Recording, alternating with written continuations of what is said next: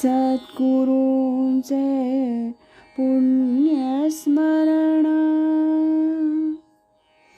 सद्गुरु नाम संकीर्तन,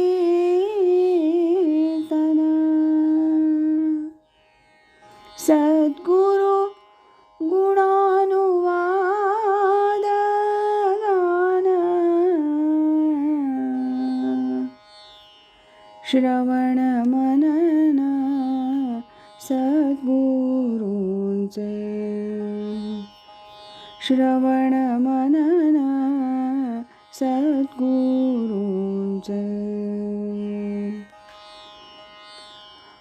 आज ऐकूया स्वामी स्वरूपानंद एक अलौकिक राजयोगी या ग्रंथातील प्रकरण 9 असे प्रसंग असे स्वामी याचा भाग 22. मृणाल मार्गदर्शिका. पुण्यातील प्रसिद्ध लेखिका सौ मृणालिनीबाई जोशी फार उशिरा स्वामी स्वरूपानंदांकडे गेल्या. स्वामी त्यावेळी विशेष बोलत नसत.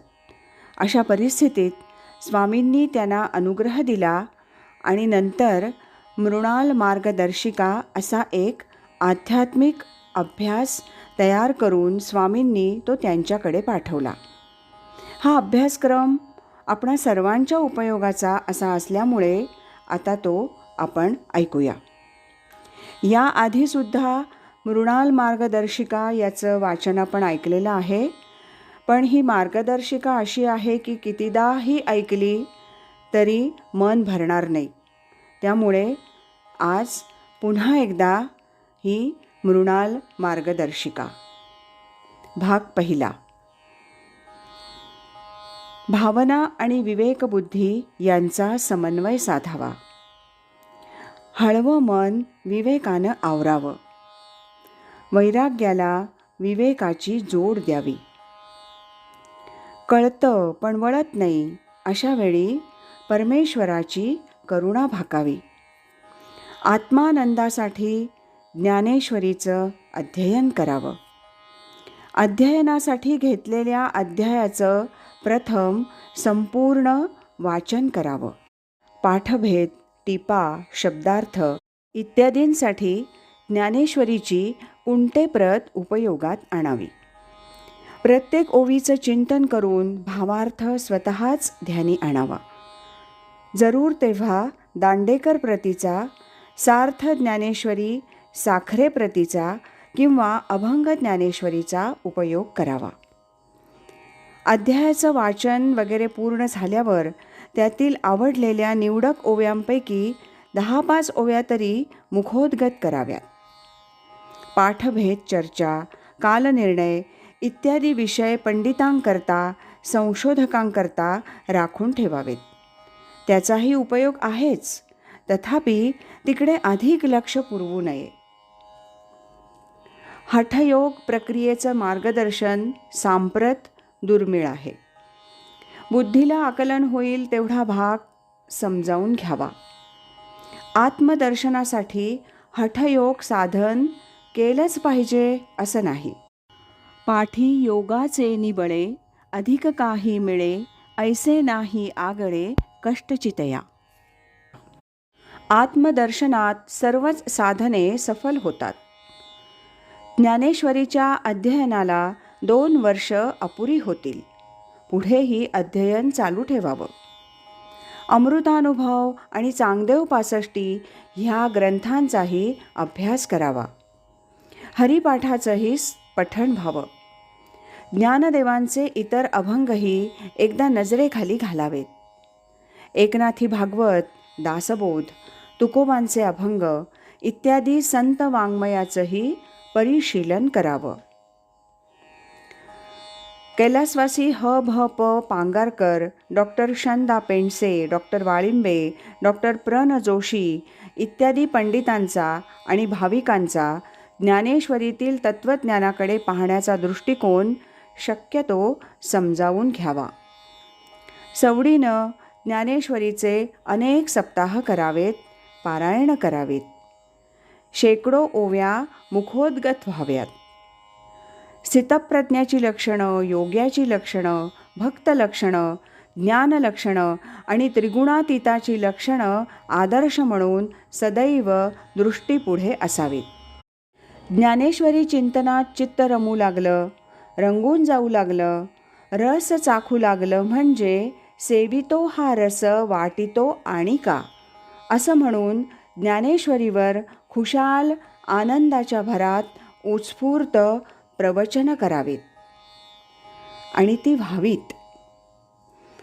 प्रथम गीतेतील संस्कृत श्लोकाचा सरळ मराठी अर्थ वाचावा, नंतर अध्ययनासाठी घेतलेल्या ज्ञानेश्वरीतील अध्यायाचं संपूर्ण वाचन करावं. आता भाग दुसरा ऐकूया. सगुण उपासना करावी, निर्गुण साधना करावी आणि सगुण निर्गुण एकरूप हा बोध घ्यावा. प्रभू रामचंद्र, भगवान गोपाळ कृष्ण, आदिनाथ शिवशंकर, ज्ञानेश्वर माऊली ह्यांच्यासारख्या आपल्या इष्टदेवतेला भावभक्तीनं गंध पुष्पांजली वाहणं ही सगुण उपासना. पदतीर्थ प्राशन करून पंचामृताचा पंचपक्वान्नांचा नैवेद्य दाखवून तो भक्तिभावानं ग्रहण करणं ही सगुण उपासना.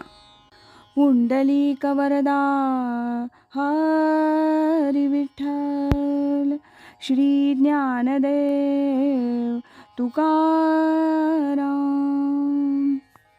असा मुखानं जयघोष करीत खांद्यावर दिंडी पताका घेऊन टाळ मृदुंगांच्या तालावर तन्मयतेनं नाचणं ही सगुण साधना.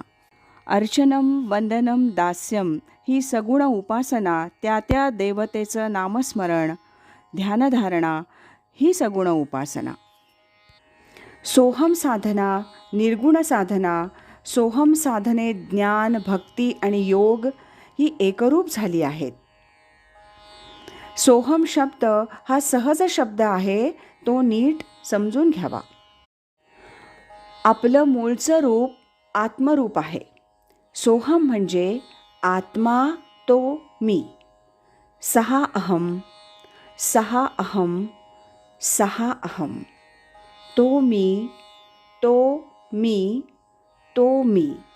सोहम, सोहम, सोहम. सोहम म्हणजे आत्मा तो मी, शुद्ध बुद्ध नित्य स्वामी, ऐसे भाविता अंतर्यामी, जिरेल उर्मी मीपणाची. नाभीपासून ब्रह्मरंध्रात सोहम ध्वनी असे खेळत, तेथे साक्षेपे देवोनी चित्त, रहावे निवांत घडी घडी. हा सोहम ध्वनी नीट समजून घ्यावा आणि रोज घटका अर्धा घटका तरी मन अंतर्मुख करून निवांतपणे सोहम ध्यान करावं. सवड असल्यास दिवसातून 2 वेळेला म्हणजे सकाळी आणि संध्याकाळी ध्यान करावं. ध्यानाच्या वेळी आसनावर मांडी घालून सरळ बसावं आणि डोळे मिटून ध्यान करावं. सद्गुरूचा वरदहस्त आपल्या मस्तकी आहेच असा दृढ भाव ठेवून ध्यानाला बसावं. प्रथम 4 वेळेला श्वास जरा मोठ्यानं घ्यावा, नंतर अगदी स्वस्थ बसून शांतपणे ध्यान करावं. शरीर हालू नये, डोलू नये.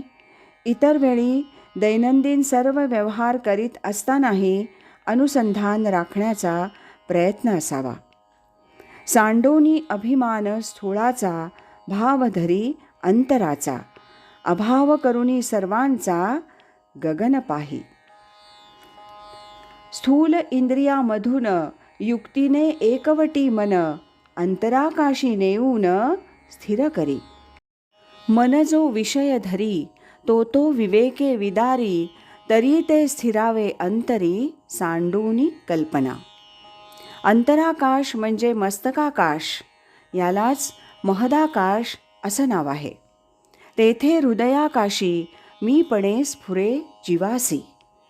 हे जे अहमस्फुरण, ही जी जाणीव, ह्या जाणीवेशी मन हळूहळू एकाग्र करावं.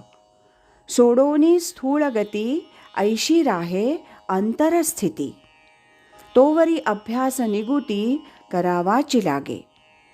आपण एकी एकला, दुजा नाही देखला, ज्ञप्ती मात्र संचला आत्माराम. दररोज सकाळी तोंड धुतल्यावर किंवा स्नान केल्यावर सोयीप्रमाणे देवघरात देवापुढे, तसबिरीपुढे, अगर पोथीपुढे आसनावर बसून प्रथम ब्रह्मानंदमपासून ते सदाशिवहा पर्यंत गुरुपरंपरेचे 6 श्लोक म्हणावेत. नंतर ओम तत्वम श्रीं तत्वम सोहम सहा या मंत्राचा 3 वेळा उच्चार करावा. मग घटका अर्धा घटका गुरुपदिष्ट मार्गे सहज होईल तेवढं सोहम भजन करावं. मंत्र 3 वेळेला म्हणताना त्याचा भाव लक्षात घ्यावा. तो भाव असा: ओम म्हणजे परमात्मा, तत्वम म्हणजे सत्यवस्तू, सहा म्हणजे तो परमात्मा आणि अहम म्हणजे मी. ओम तत्वम म्हणजेच परमात्मा हीच सत्यवस्तू आहे. सोहम म्हणजे तो परमात्मा मी आहे, अर्थात परमात्मरूप हेच माझं मूळचं रूप आहे. सहा म्हणजे तो परमात्माच आहे. एकूण असा भाव, परमात्मा हीच सत्यवस्तू आहे आणि तेच माझं मूळचं रूप आहे. एक परमात्माच सर्वत्र आहे, त्याखेरीज मी म्हणून कोणी वेगळा नाहीच. 3 वेळा मंत्र उच्चारताना हा सर्व भाव लक्षात आणावा आणि नंतर घटका अर्धा घटका गुरुपदिष्ट मार्गे सोहम भजन करावं. नाभीपासून ब्रह्मरंध्रापर्यंत वायू वर जात असतो, सो असा ध्वनी येतो आणि ब्रह्मरंध्रापासून नाभीपर्यंत वायू खाली येत असता हम असा ध्वनी येतो. हा ध्वनी, हा जप सहजच होत असतो. तिकडे फक्त अवधान असावं. ध्वनी आपला आपणाला ऐकू येईल किंवा कळेल इतका हळू असावा. पुढे पुढे नुसतं अनुसंधान असलं म्हणजे पुरे.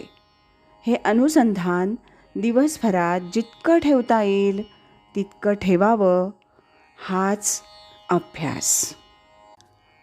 असे प्रसंग असे स्वामी या 9व्या प्रकरणातील हा होता भाग 22वा. उद्या ऐकूया याचा भाग 23वा. श्रीमत सच्चिदानंद सद्गुरु श्री स्वामी स्वरूपानंद महाराज की जय. हरि ओम तत्सत.